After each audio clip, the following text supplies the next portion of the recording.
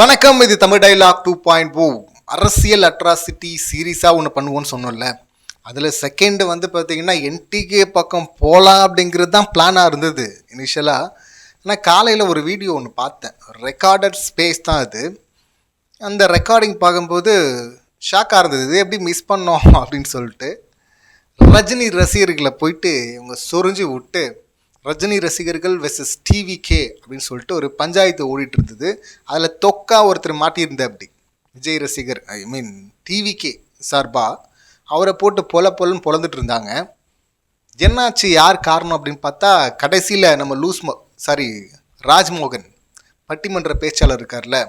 ஆக்சுவலாக இது எல்லாத்துக்கும் ஆரம்ப புள்ளி பார்த்திங்கன்னா, அது ஏற்கனவே அதை பார்த்துருந்தேன். அது நிறைய பேர் எக்ஸ்தலத்தில் அப்போவே ட்ரோல் பண்ணிட்டு இருந்தாங்க.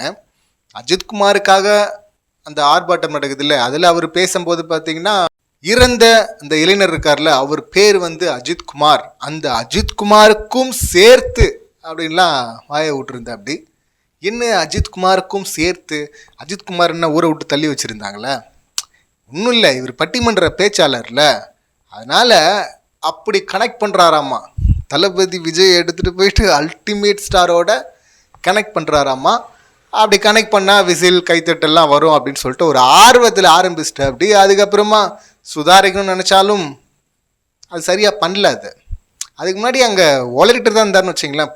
அதாவது பொதுச் செயலாளர் வந்து அறிக்கை விட்டதுக்கு பார்த்தீங்கன்னா போற்றுதலுக்குரிய பொதுச் செயலாளர், இந்த பக்கம் பார்த்தீங்கன்னா வெற்றி தலைவர். ஏன் வெற்றி பேர் இல்லைன்னா அவர் தலைவர் இல்லையா? தலைவரை ஏற்றுக்க மாட்டிங்களா அவர்? ஸோ அங்கேயே அண்ணனுக்கு வழக்கம் இல்லை அது வளர்றதெல்லாம். ஏற்கனவே கூட நம்ம பார்த்துருந்தோம், லாஸ்ட் வீடியோலையும் சொல்லியிருந்தேன். இங்கே வந்து ஒன்றியம் அப்படின்னு சொல்லிட்டு பாஜகவை பார்த்து சொன்னால் திமுகவுக்கு வலிக்கும் அப்படின்னா நாங்கள் திரும்ப சொல்லுவோம் அப்படின்னு. பேர் வச்சதே அவங்களுக்கு ஏன் வலிக்க போகுது அப்படின்னு சொல்லியிருந்தோம்ல. ஸோ அந்த மாதிரி மாற்றி சம்மந்தம் இல்லாமல் உளருவோம் அப்படி இல்லை, அந்த மாதிரி அங்கே உளறிட்டா அப்படி. அதுக்கு நிறைய பேர் டிவிகே சார்பில் வந்து முட்டு கொடுத்துட்டு இருந்தாங்க. நானும் சரி ஏதோ கைத்தட்டலுக்காக ஒன்று பேச வந்து உளறிட்டார் போல இருக்கு அப்படின்னு தான் நினச்சேன். ஆனால் அதுக்கப்புறமா மற்றவங்கெல்லாம் முட்டு கொடுத்ததெல்லாம் விடுங்க, இவருக்கு முட்டு கொடுக்க வந்தார்ல, அங்கே தான் தொக்க மாட்டினார் தலைவர். அவருக்கு குழி தோண்டிக்கிட்டாரு அப்படின்னு தான் சொல்லணும்.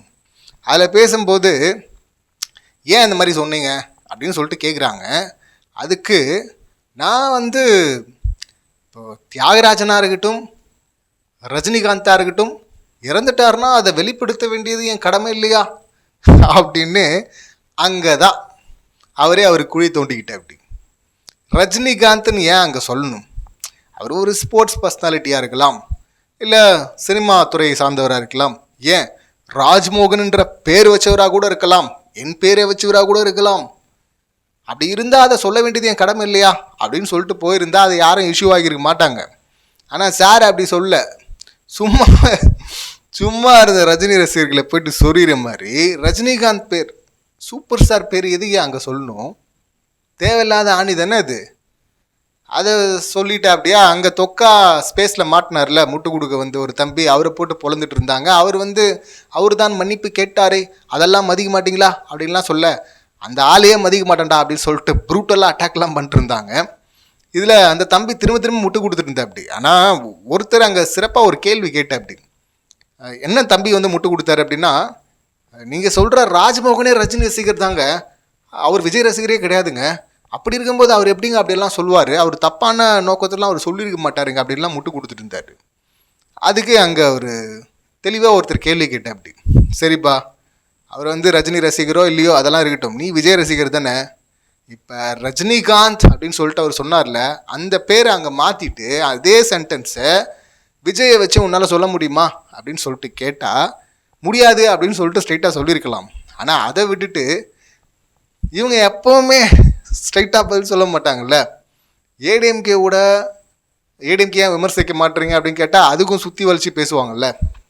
இந்த ராஜமோகனோட உளறிந்தார்ல, ஏடிஎம்கே பிஜேபி கூட்டணியில் இருக்குது, டிஎம்கே பிஜேபி கூட்டணி இல்லை, ஆனாலும் பிஜேபியும் டிஎம்கேவும் ஒன்று அப்படின்லாம் உருட்டு வரல.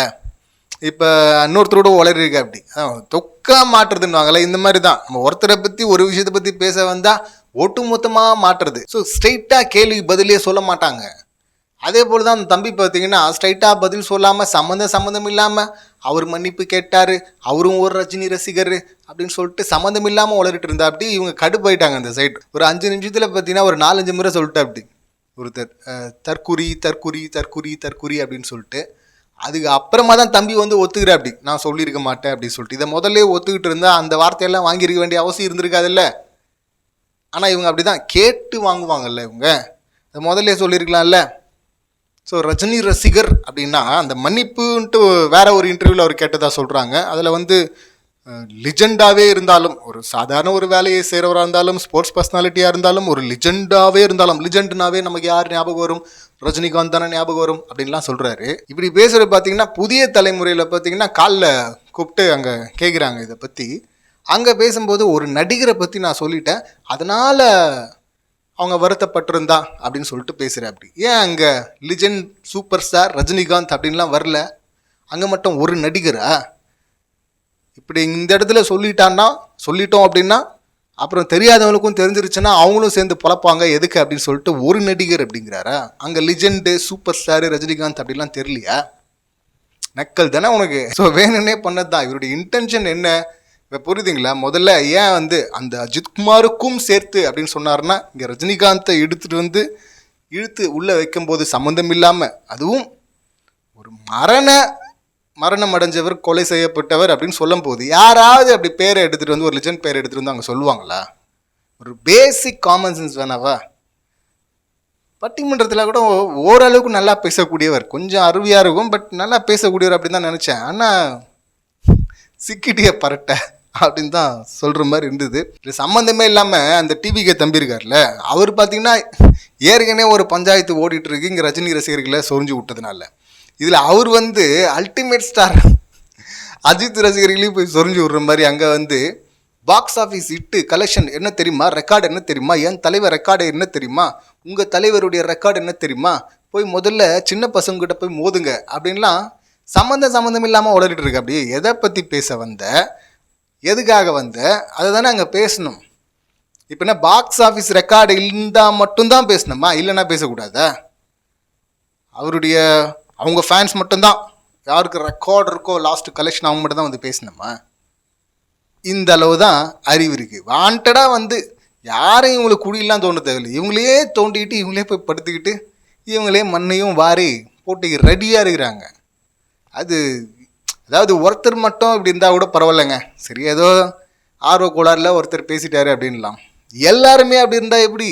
அடுத்து நம்ம ஆதவ் அர்ஜுனா சார் இருக்கார்ல, வியூக வகுப்பாளர், அவர் இப்போ சேலமில் பேசினது பாருங்க, வணக்கத்தை தெரிந்து அப்படின்னு சொல்லிட்டு என்னென்னவோ உளர்றா. அப்படி இதில் உஜயின்ட்டு விஜய் சார் பேரை வந்து உஜய் அப்படின்னு உச்சரிக்கிற. அப்படி இதில் வரல, இதில் தமிழக வெற்றி கழகம் அதை கூட ஒழுங்காக சொல்ல வரலங்க.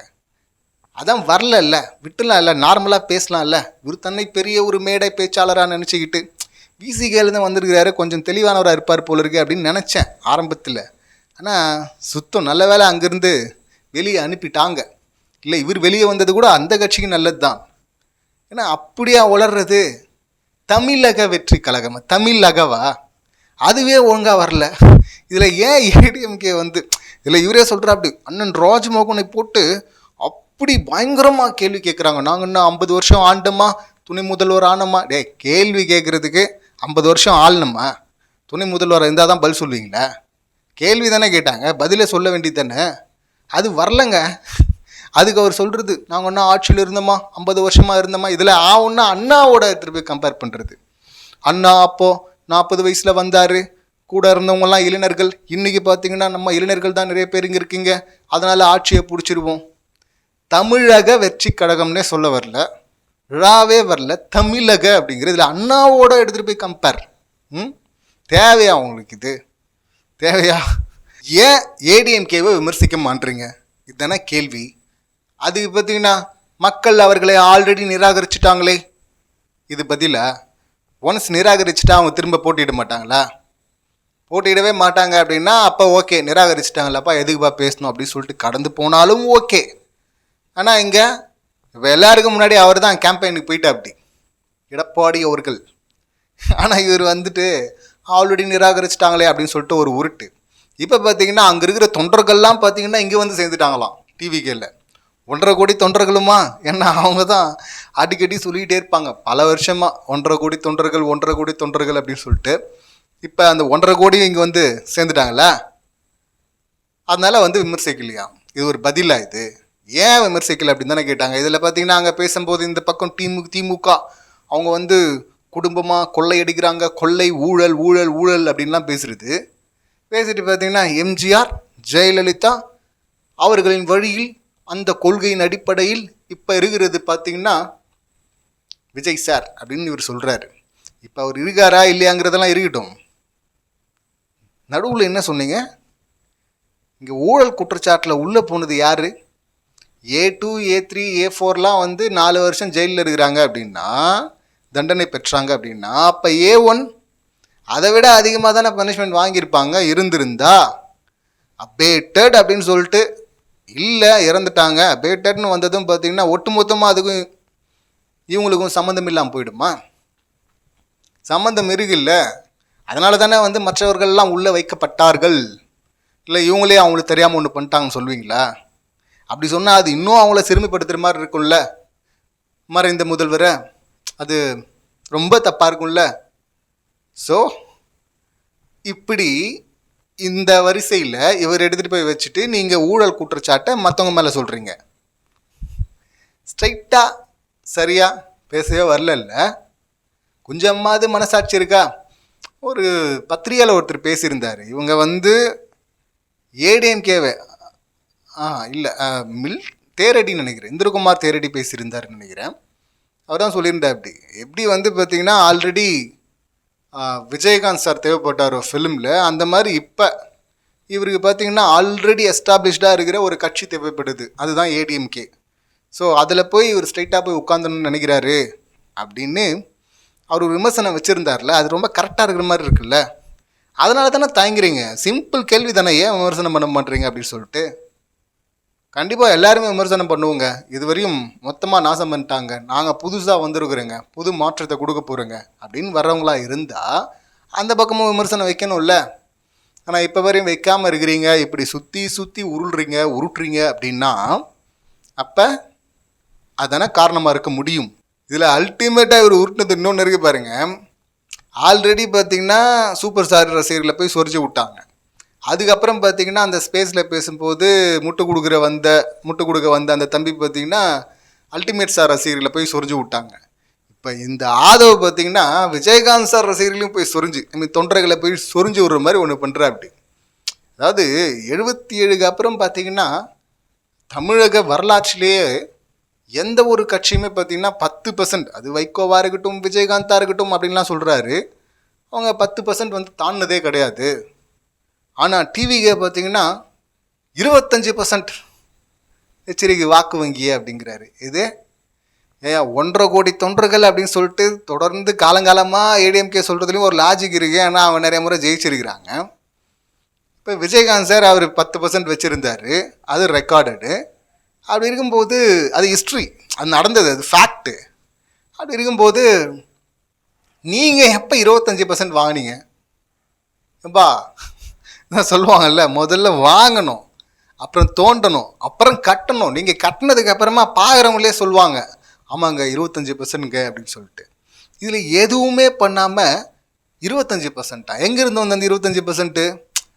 சேனல்ஸில் சொல்லிட்டாங்களாம், ஊடகத்தில் சேனலில் சொல்கிறதெல்லாம் உண்மை அப்படின்னு சொல்லிட்டு நம்புகிறாங்கன்னா உங்களை தற்கூரின்னு சொல்கிறது தப்பே இல்லைல்ல. இன்னும் நிற்கவே இல்லை ஒரு எலெக்ஷன்லேயும்.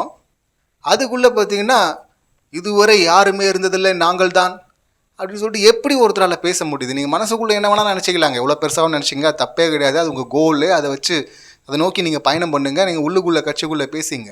இப்படி பொது வெளியில் வந்து எப்படி இப்படிலாம் பேச முடியுது? பேச முடியுதுன்னா எங்கேருந்து வருது இது? ஒன்று அதான் சொன்னமே, 9 கிரகங்களிலும் உச்சம் பெற்ற ஒருவன் அப்படின்னு சொல்லுவாங்கல்ல, அந்த ஒருவனால தான், அந்த கேட்டகரியில் இருக்கிற ஒரு ஆளால் தான் இப்படியெல்லாம் பேச முடியும் அப்படின்னு நினைக்கிறேன். இல்லை எப்படி இப்படியெல்லாம் பேச முடியுது? இப்படியெல்லாம் பேசினா தற்கூரின்னு சொல்லாமல் வேறு என்ன சொல்லுவாங்க? இன்னும் ஏகப்பட்டதுங்க, கண்டதையும் உளருக்கு. அப்படி உளறதுல ஒருத்தர் 2 பேர் எப்பயாவதுன்னா பரவாயில்ல, எப்பவுமே நான் எப்படி? இதில் திமுக சைடு பார்த்தீங்கன்னா பேச்சாளர்களே இல்லையா. சொல்கிறது யார் தெரியுமா?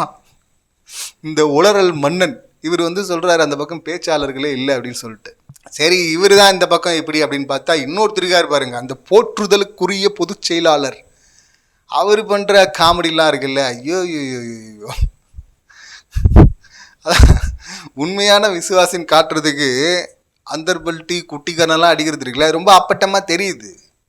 இப்போ ரசிகர் மன்றமாக இருக்கும்போது நீங்கள் அடிச்சிருந்தா கூட பரவாயில்ல, சரி ஏதோ அங்கே காக்கா பிடிக்கிறதுக்கு. அந்த தம்பி ஸ்பேஸில் பேசும்போது கூட சொல்லியிருந்தார், விஜய் சாரும் ஒரு காலத்தில் ரஜினி சாருடைய ரசிகர் தான் அப்படின்னு. அவர் மட்டுமே இல்லை, அல்டிமேட் ஸ்டார் இன்னும் அப்போ புதுசாக ஹீரோ வந்தாங்கல்ல, நடிகை வந்தாங்கல்ல, அவங்க எல்லாருமே ரஜினி சார் போஸ்டரை வந்து அவங்க படங்களில் யூஸ் பண்ணியிருப்பாங்க, சீனாவே வச்சுருப்பாங்க. ஒரு காட்சியே இருக்கும் தனியாக, சம்மந்தமே இருக்காது படத்துக்கும் அதுக்கும், அதுக்காகவே ஒன்று வச்சுருப்பாங்க. அவர் தளபதி அப்படிங்கிறதுனால தான் இவர் இளைய தளபதி அப்படிங்கிற பட்டத்தையே போயிட்டு சரவணன் கிட்ட இருந்து பிடுங்கி எடுத்துகிட்டு வந்தாங்கன்னு வச்சிங்களேன். இளைய தளபதி அப்புறம் தளபதி ஆயிட்டார். அப்புறம் விஜய் சாருடைய போஸ்டர்ஸு அவங்க படத்துடைய சீன்ஸ் எல்லாம் பார்த்தீங்கன்னா புதுசாக வர்ற அந்த சின்ன தளபதி இந்த மாதிரி ஆட்கள்லாம் வந்து யூஸ் பண்ண ஆரம்பிச்சதும் பார்த்தீங்கன்னா இவர் அதை அங்கேயே கட் பண்ணிட்டார். அது கொஞ்சம் வளர்ந்ததும் பார்த்தீங்கன்னா 2 பேருமே கட் பண்ணிட்டாங்கன்னு தான் நினைக்கிறேன். அது அஜித் சாராக இருக்கட்டும் இல்லை விஜய் சாராக இருக்கட்டும், 2 பேருமே கட் பண்ணிட்டாங்க. அப்புறம் அந்த காக்கா கழுகு அப்படின்லாம் சொல்லிட்டு நக்கல் அடித்து சிரிச்சது அதெல்லாம் பார்க்கும்போதே தெரியலையா, அதெல்லாம் வேற இவர் ஞாபகப்படுத்துகிற அப்படி. சரி, அது ஒரு பக்கம் இருக்கட்டும். இன்னொரு பக்கம் பார்த்தீங்கன்னா இந்த யூடியூப் வீடியோஸில் பார்த்தீங்கன்னா தொடர்ந்து கலாச்சிக்கிட்டே இருப்பாங்க பொதுச் செயலாளர் ஆனந்த் அவர்களை. அங்கே வந்து ஏறாத இறங்கு, சேரை ஏன் எடுக்கிற, அங்கே கம்பி போகுது என்னத்துக்கு ஏன் எடுக்கிற அப்படின்லாம் கத்துறாருல. ஒரு பொதுச் செயலாளர் வந்து அப்படி கத்த வேண்டிய அவசியமே கிடையாது. அந்த வேலையை பார்க்குறதுக்கு அண்ணன் நம்ம ராஜ்மோகன் மாதிரியான ஆட்கள்லாம் இருக்கிறாங்கல்ல, அவங்க சொல்லுவாங்கல்ல, அவங்க பார்த்தா போதும். ஆனால் அந்த வேலையை இவர் பார்க்க விடமாட்டார், அவங்கள இவரையே பார்ப்பார். வந்து ஆல்ரெடி எஸ்ஏசி சார் பேசும்போது ஒரு இன்டர்வியூவில் சொல்லியிருப்பார், இவர் எப்படி வந்து எஸ்ஐ சாரே ஓரம் கட்டிட்டு இவர் உள்ளே வந்தார் அப்படின்னா, போய் அங்கே இருக்கிற பெஞ்சில் போய் படுத்துக்கிறது, கடினமாக உழைச்சிட்டு படுக்க இடம் இல்லாமல் இப்போ பெஞ்சில் படுத்து தூங்குறாரு அப்படின்னு சொல்லிட்டு அதை ஃபோட்டோ எடுக்க வச்சு அதை ஒரு 100 பேரை லைக் பண்ண வச்சு அதை பார்த்ததும் விஜய் சார், ஆஹா நமக்காகவே இப்படிப்பட்ட ஒரு தொண்டர் கிடச்சிருக்காரு, ரசிகர் கிடச்சிருக்கிறாரு, இவருக்கு நம்ம என்ன செய்ய போகிறோம் அப்படின்னு சொல்லிட்டு மெய் சிலிர்த்து உண்மையான ஆள், உண்மையான விசுவாசி அப்படின்னு சொல்லிட்டு நம்பிட்டார் அப்படின்னு சொல்லிட்டு நம்ம சொல்ல, இது எஸ்ஏசி அவர்கள் சொன்னது. ஓகேங்களா? அதை இப்போவும் பார்க்க முடியுதுங்க. நீங்கள் வந்து ஏறாத இறங்காத மரத்தை குத்தாத சேர் எதுக்கு எடுக்கிற என்னத்துக்கு அப்படின்லாம் 80,000 பேசுகிறாருல. இவர் பார்த்தீங்கன்னா இன்னொரு வீடியோவில் பார்க்குறேன், சாப்பிட்ட இலையை போயிட்டு இவர் எடுக்கிறாருங்க. இலை எடுக்கிறது தான் ஆட்கள் இருக்கிறாங்களே, இலை எடுக்கவே கூடாதுன்னு சொல்ல, அவங்கள குறைவாக சொல்ல. இங்கே இலை எடுக்கணும்னு அவசியமே கிடையாது. அதையும் ஒரு வீடியோ எடுத்து போட்டு பாருப்பா, என்ன மனுஷன்ல. இந்த பாஸ் கொடுக்குறாங்கல்லங்க, அந்த பாஸ் கொடுக்குற வேலையும் நான் தான் செய்வேன் அப்படின்னு சொல்லிட்டு ஓடி போயிட்டு அதையும் செய்கிறது. இப்போ சமீபமாக அந்த கட்சியிலேருந்து வெளியேறின ஜெகதீஸ்வரன் அப்படின்னு நினைக்கிறேன், அவர் சொல்லியிருந்தார் அப்படி, இங்கே ஒரு போஸ்டிங்கும் காசு வாங்குறாங்க அப்படின்னு சொல்லிட்டு, காலில் விழுந்துட்டா காசு கொடுத்துட்டா போஸ்டிங் கிடச்சிடும் அப்படின்னு சொல்லிட்டு. பாஸ் கூட பார்த்தீங்கன்னா அவரே கொடுக்குறதுக்கு காரணம் இப்படி ஒன்று இருக்குது, ட்ரிக்கு அப்படின்லாம் அவரை கலாச்சிருந்தாங்க. அது உண்மை அப்படிங்கிற மாதிரி தானே இருக்குது. ஜெகதீஸ்வரன் மாதிரியான ஆட்கள் நல்லா பேசுகிறாங்க, பொலிட்டிக்கல் அனலிஸ்ட் அவங்கெல்லாம் கூட வச்சுக்காம ஃபுல்லாக வளர்றவங்களாம் வச்சுட்டு இருந்தா என்ன பண்ணுறது? இவங்கெல்லாம் பார்க்கும்போது ஒட்டுமொத்தமாக விஜய் சாருக்கு கண்டிப்பாக தோணும்ல, யாரா நீங்கள் எங்கிருந்துடா வந்துருக்கிறீங்க அப்படின்னு சொல்லிட்டு. அவருக்கு தோணலன்னு வச்சிங்களேன், நம்ம இன்னாருடைய ரசிகர் அப்படின்னு சொல்லிட்டு பிராண்ட் பண்ணிக்கலனாலும் எல்லாரும் நல்லா நடித்தா நல்ல ப்ராஜெக்ட் எல்லாமே ரொம்ப பிடிக்கும், எல்லாருமே பிடிக்கும். சப்போஸ் ஃபெயிலியர் ஆனால் கூட அந்த ஃபெயிலியர்லேருந்து சீக்கிரம் வெளியே வரணும் அப்படின்னு சொல்லிட்டு தான் ஒரு வெல்விஷராக பார்ப்போம். அப்படி இருக்கிற நமக்கே வந்து பரிதாபமாக இருக்குது விஜய் சாரை பார்க்குறதுக்கு. ஏன்னா இப்படி கூப்பிட்டு வந்து ஏமாத்துறீங்க. யாராவது ஒருத்தர் இப்படி இருந்தால் பரவாயில்ல, ஒட்டு மொத்தமாக இப்படி இருந்தா. இப்போ ஆனந்த பொதுச் செயலாளர், போற்றுதலுக்குரிய பொதுச் செயலாளர் இருக்கார்ல, அவர் பார்க்க வேண்டிய வேலையா அதெல்லாம். அப்புறம் அங்கே வந்து இந்த பக்கவா வந்துட்டியா நீ, எதுக்கு இதெல்லாம்? இதனை இவன் முடிப்பான் என்று ஆய்ந்து இவன் கண் விடல் அப்படின்னு சொல்லிட்டு யாருக்கு என்னென்ன வேலையை அலர்ட் பண்ணோம் அப்படின்னு சொல்லிட்டு அலர்ட் பண்ணால் போதும்ல. அந்த வேலையை செய்கிறதுக்கு ஆட்கள் இருக்கிறாங்கல்ல. நீங்கள் என்ன 1 மேன் ஆர்மியா ஒட்டுமொத்தமாக தோளில் தூக்கி சும்புகிறதுக்கு? அதுக்கு ஒழுங்காக என்ன பேசணும் அப்படின்னு சொல்லிட்டு, இல்லை வரலாறுல என்ன நடந்துச்சு அப்படின்னு சொல்லிட்டு தெரிஞ்சுக்கிட்டு வந்து அதை பேசினா பரவாயில்ல. அதில் காட்ட வேண்டிய வீரியத்தை விஷயத்தெல்லாம் விட்டுட்டு இங்கே வந்து விசுவாசத்தை காட்டுறேன் அப்படின்னு சொல்லிட்டு சம்மந்தம் இல்லாமல் இந்த தேவையில்லாத வேலையெல்லாம் ஆணையெல்லாம் பிடுங்கிட்டு இருக்கிறேன் அப்படி. இதில் பார்த்தீங்கன்னா இங்கே சேலமில் பேசும்போது மக்கள் விரும்பும் முதல்வர் வேட்பாளர் அப்படின்லாம் சொல்லிட்டு ஜேவி அப்படின்னு இவர் சொல்லும் போது கண்டிப்பாக விஜய் சார் பேரை தான் சொல்ல போகிறாருன்னு எல்லாருக்குமே தெரியும்.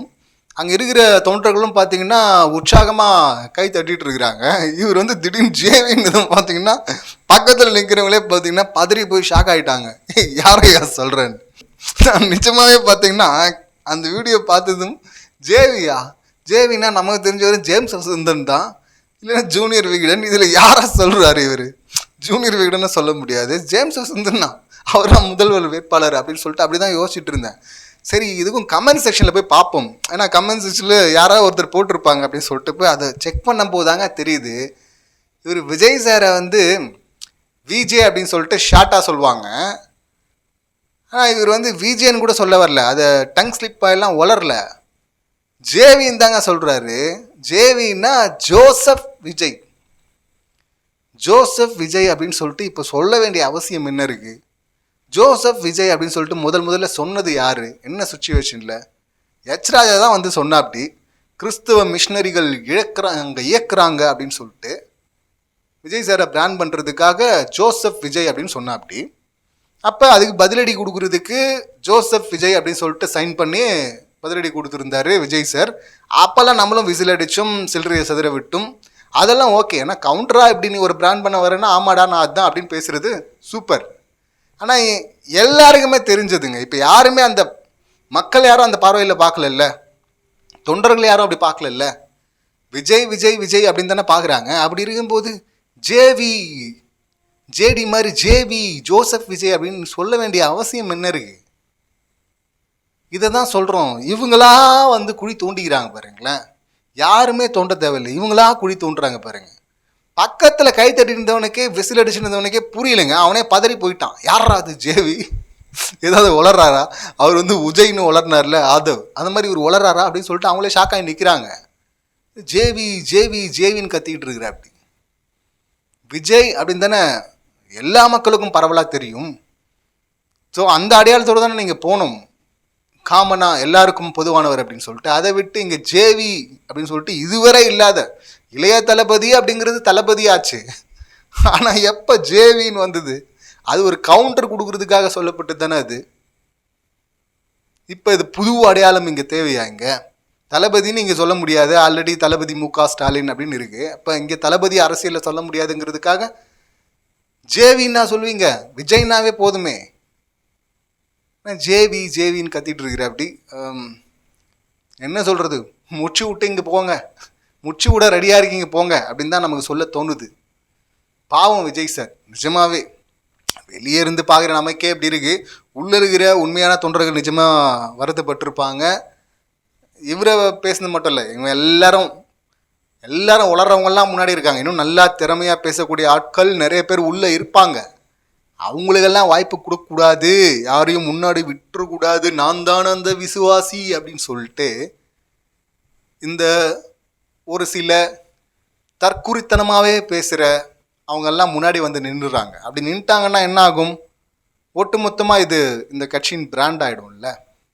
பிராண்டிங் அப்படின்னு சொல்லிட்டு சர்க்காரில் வசனம்லாம் பேசுவார்ல விஜய் சார், டைலாக்லாம் இருக்கும்.